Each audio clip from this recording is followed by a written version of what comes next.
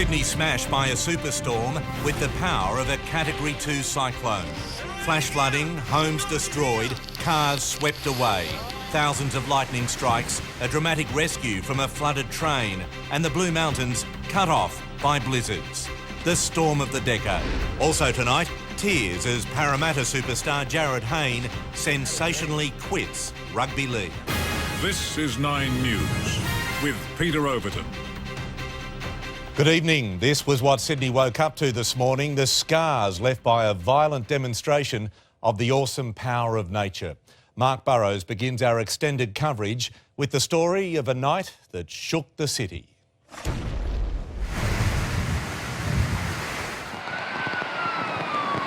The mother of all southerly busters. Punching across wide areas of Sydney, Milperra, our newest waterfront suburb. The main road, a whitewater rapid. This was Sans Souci, flooded by 142 millimetres of rain. Everywhere cars drowning, stopping dead in the middle of the road, their owners wet-footing it home. Princes Highway emergency services were flat out and overwhelmed. We were dodging wheelie bins. They were literally floating across the road in front of us. I've never seen anything like it. Sydney skies cracked open as lightning electrified the city, singling out Sydney Tower, where diners must have got the shock of their lives. Homes in Kellyville, Normanhurst and Guildford caught fire after direct hits from lightning. Oh my God! In Bexley, the moment a metre of water rushed down the street. Everybody's okay! With us in our house here, taking them next door. Around the corner in Verdun Street, homes were going through the rinse cycle. I believe you got a bit of water. You're kidding. What's in here? That's incredible. At Summerhill, they dodged a flood, but were blindsided as gales ripped out trees. All of a sudden, the power just went out and we're just like, oh no! Turned out to be the tree being ripped out of its roots. Trees took out power lines and crushed cars. At Watamolla, the wind gusted to 161 kilometres an hour. In Turramurra, a car slid off the Cominara Parkway. The driver was lucky to be found by rescuers who got her to hospital. Even out of the rain, driving was dangerous. The M5 tunnel flooded, blocking one lane. In Cogra, some drivers pushed their luck too far. It's pretty deep. I'm going to get stuck, so I'm just going to bust the U-ey and get out of here. In the Blue Mountains, it was so cold they had a snowstorm, as much as 20 centimetres. Remember, in just 6 weeks, it's the start of summer. Mark Burrows, 9 News. One of the most dramatic rescues of the night was at Bardwell Park in the city's south, where passengers, including young children, were trapped in a flooded train. Reporter Vicky Jardim was there as SES crews sprang into action. Hammered by torrential rain and caught right in the middle of raging floodwaters. 14 passengers, including 3 young children, as well as train staff, trapped on the Canberra service for more than 2 hours. It was pretty fast, quite deep, yeah.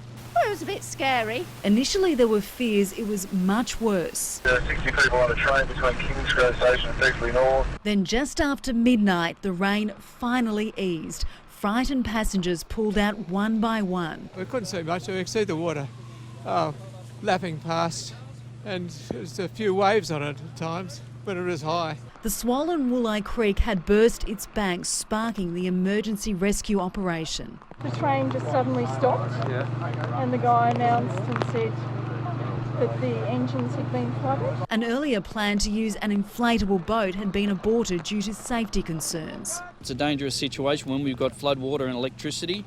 As you can see behind me, the very last of the passengers have been taken off the train. It's been a 2-hour ordeal. A lot of them are cold, wet and hungry and are just eager to go home. Given blankets to stay warm, the passengers were whisked away to a nearby hotel for a final medical check.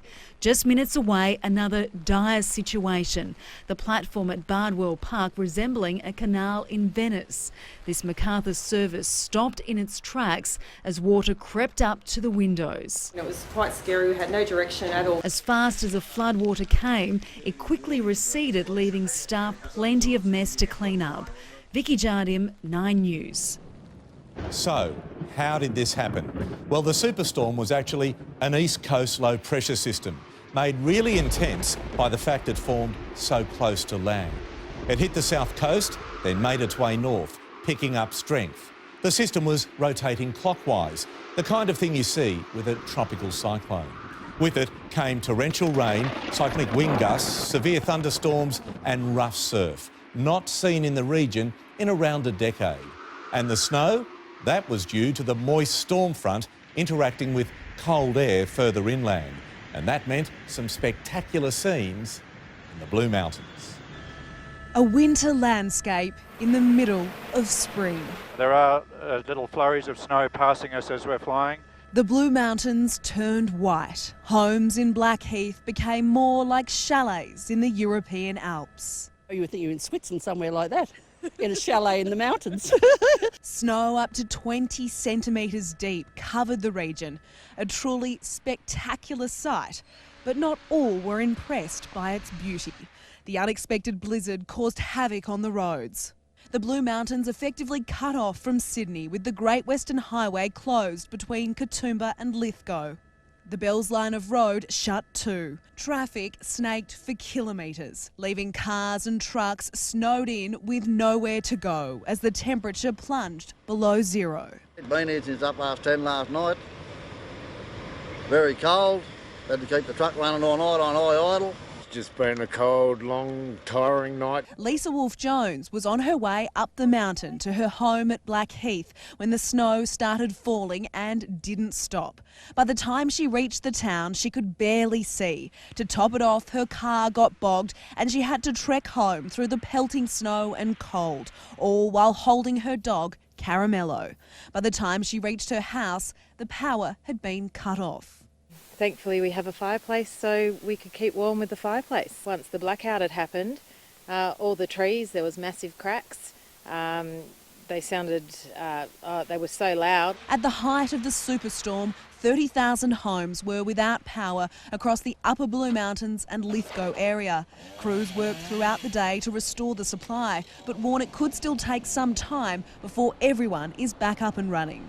12 months ago we were on fire and this year it's snowing. It's just amazing. And that shows just how unpredictable nature can be. The Blue Mountains white now, but this time last year they glowed orange. Bushfires tore through towns, destroying more than 200 homes. Last year HSC students were affected by fire. This year by snow. Couldn't really get out and the power was off and couldn't really study, I guess. There was no electricity and the communication was like I didn't know if the exam was still on or not. For the younger ones, there was no school and no worries. Just a day of play in the spring snow. Thredbo? No, this was Lithgow in mid-October. Residents could hardly believe what they were seeing. A time of year when you normally see boogie boards at the beach, they were instead being used as makeshift sleds. Did you get some good air? Yes. It's the first time here. Really, really cold. Freezing. What do you think of this? It's good. And Natalia is in Lithgow this evening. Natalia, things look a lot brighter there tonight. Pete, it certainly is, but almost 24 hours after the blizzard hit, there is still snow on the ground here in Lithgow and a few rogue snowmen that have survived this afternoon's sun. But it is melting very quickly and by tomorrow it will all be gone. All major roads have reopened in the Blue Mountains, but the train line is still closed between Katoomba and Lithgow and replacement buses are in place.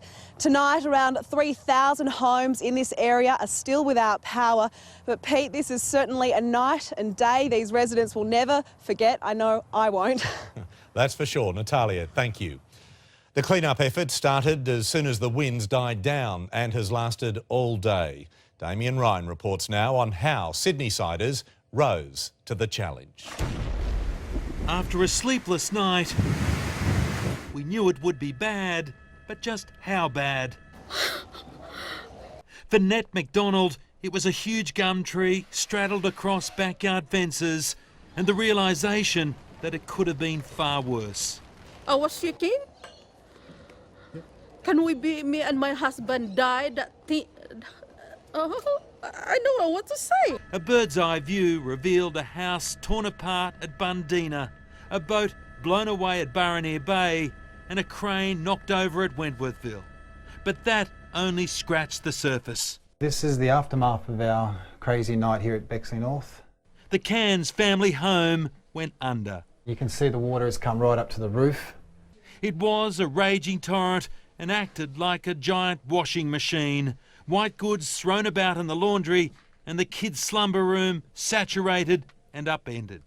There could be no better example of just how much rain was dumped here last night. There was a car parked in this driveway and it was swamped by a wall of water, sent smashing through this fence and swept into this stormwater drain. The car belonged to Peter Gotsis, and that wasn't his only concern last night. The marks clearly show his home was surrounded by water, and in the dark, he had to get his family out. We had to sort of evacuate through the back fence because it rose so suddenly. The neighbours heard their cries for help and quickly stepped in. Just the water gushing here, so the wife was, I think she was just there, and I've just, I don't know how I did, I just come running up, stepped on this and just practically lifted her over the fence. Just lifted her up and just threw her over and then grabbed the little one across here. Many in Coveney Street, Bexley North, were left counting the cost. As you can see, if you have a look at the watermark, halfway up the doors, and my wife's Harley and my Harley there, was just recently done up. Around the corner, the local RSL looked like it had been hit by a bomb, the weight of the water bringing down sections of the roof. But in Double Bay, they lost the lot. The Cooley auction rooms buried somewhere under that mess. The storm has caused incredible damage. The whole ceiling has collapsed. And water in your carpets, there is nothing worse. Just ask this Sans Souci rug salesman. I come open the door, I say, oh my God, everywhere is water. How many rugs have been destroyed? I think more than 20-25 rugs. By 10 this morning, the State Emergency Service was dealing with its own flood, 1,600 calls for help and climbing fast. The majority of the jobs we received have been water inundations. It can all be fixed or replaced. A great escape, really, after the wildest of rides. Damien Ryan, 9 News. And reporter Chris O'Keefe is at one of those homes that felt the full force of the storm. He's with the Cairns family in Bexley North tonight. Chris, good evening to you. Good evening, Peter. Well, you only have to look around this room of the Cairns family just to see how destructive last night's storm was for them. You can see there is a fridge upturned and there is mulch and dirt everywhere. You can even see the water line to where the floodwaters got to last night. So that means if I was standing here when the storm hit, I would have been fully underwater. Now, this is quite a heartbreaking time for the Cairns family, and Matthew Cairns, the homeowner, has been good enough to give us some of his time this evening. Matthew, you were here last night. Can you describe to me exactly what it was like? Yeah, sure. So when the drain started coming up, a bit of water was coming through, so we were just trying to mop it up with towels. Then all of a sudden water started bubbling up through the toilet and bath. And after about a couple of minutes, there was a massive crash, and I looked to the garage and water just started pouring out around the door, and the door eventually burst off its hinges, and within seconds water was up to my knee level. At that point I just said to my wife, run, and we ran up the stairs. We grabbed our 3 daughters. It was pitch black by then because the power had blown. We evacuated out the front door to our neighbour's house, and within 2 or 3 minutes the whole garage was underwater. Our front steps were underwater, and you know, we had 3 terrified daughters with us, and it was just a horrible experience. Yeah, so quick. Thank you so much for your time, Matthew. That is a terrifying, terrifying experience, and this is a clean-up that is going to take some time, Peter. OK, Chris, thank you. With so many roads and rail lines affected, commuters feared the worst this morning. There were big delays, but as Jane Azzopardi reports, Sydney's transport system proved remarkably resilient. No one wants to be flying in this. Sydney Airport lashed by winds, dumped on by rain.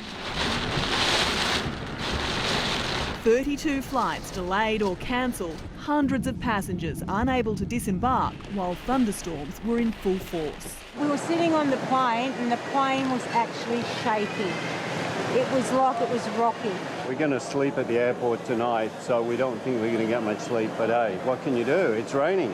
Indoors, there wasn't much respite. Domestic Terminal 2 flooded. Let's hope these bags are waterproof. I ended up having to swim through Sydney Airport to get my bag. Airport staff spent all night cleaning up the mess. It was dry by morning, but it left a hangover, snaking lines as airlines tried to clear the backlog.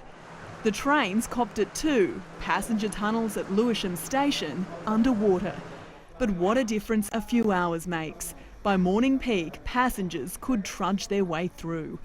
The clean-up at Bardwell Park was just as effective. The mad scramble by Sydney Transport, a relief for morning commuters. We thought we weren't going to go to work, but thank God it's all good. I'm really surprised and really impressed actually that I just assumed with all the wind last night that there would have been things blown onto the track and the trains would have been delayed. But the rail network wasn't without its problems. Power outages at Hurlston Park, Marrickville and Dulwich Hill left destination signs blank and opal cards unreadable. An inconvenience with a free trip today, it's okay. On the harbour this morning, it was a wild old ride. It was choppy and hectic. But at Parramatta, it never even got started. The wharf closed as the remnants of last night were cleared away. And that forced commuters onto buses for a very busy morning on our roads. It's not going so well. I'm late for work now. Drivers didn't fare much better. Flash flooding like this at Rose Bay, keeping it slow going for most of the day. So how about tonight? Jane has a party is in the 9 News helicopter. Jane, how's it looking from your seat? Remarkably good, Pete. It actually, dare I say, it looks better than the usual peak hour. Right now we're over the M5 at Kingsgrove. This was one of the trouble spots last night when that airport tunnel flooded. And as you can see now, it is all moving relatively smoothly. There are still some ongoing incidents. Stony Creek Road Causeway at Shanes Park is still closed due to flooding, as is Rouse Road at Rouse Hill. In terms of the trains, most of them are running to time, apart from those buses replacing some trains between Katoomba and Lithgow. But Pete, considering what Sydney went through last night, the transport recovery has been pretty impressive. Well done. Thank you, Jane. Well, we haven't seen anything like this storm for a decade. Amber, the numbers defy belief. Good evening to you. Good evening, Pete. Yes, they do. More than 100 millimetres of rain fell in some places in just 3 hours. Marrickville was drenched with 124 millimetres, while Canterbury picked up 121 millimetres. But it wasn't just the rain. As we've heard, southerly winds hit in full force. Kurnell saw its strongest wind gust in 9 years, reaching 115 kilometres an hour, while the wind whipped through the harbour at 100 kilometres an hour. Despite heavy cloud cover, we still saw over 500 lightning strikes throughout the night. And it felt like the middle of winter again when we woke up this morning. At 8 a.m. it was just 9 degrees in Terry Hills, but it felt like 6, while the winds made city commuters shiver in what felt like 8 degrees. Now, these are just some of the spectacular pictures sent into the newsroom of the storm front rolling in. All day, the surf was pumping. This was the scene at Tamarama. Dangerous conditions closing beaches all along the coast. And the wind was so strong this morning, this waterfall at the Royal National Park actually looked like it was defying gravity. But will we see any more storms from this weather system? I will have the full forecast a little later, Pete.